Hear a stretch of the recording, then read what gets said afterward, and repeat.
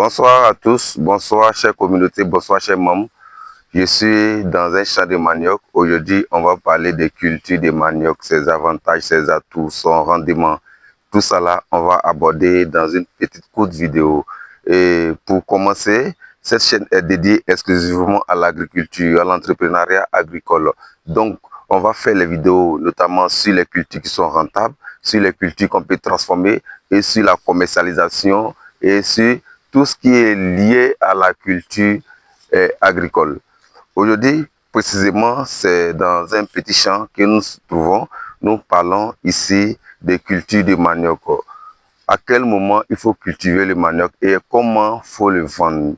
La culture manioc, il faut dire que c'est une culture que les Ivoiriens ou bien l'Afrique entière a commencé à s'intéresser.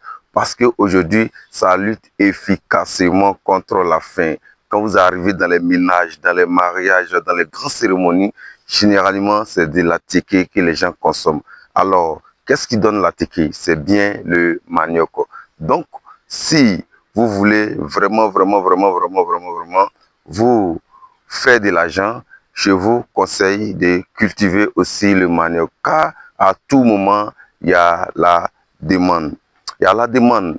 Les gens qui vont vous demander à toujours avoir du manioc pour faire de la teke, pour faire du placali et plein de choses. Mais aujourd'hui, ce qui est vraiment rentre dans la transformation du manioc, c'est la teke. Et il y a les très grandes cérémonies que les gens demandent la teke régulièrement. Dans votre localité, dans votre zone, la teke est consommée.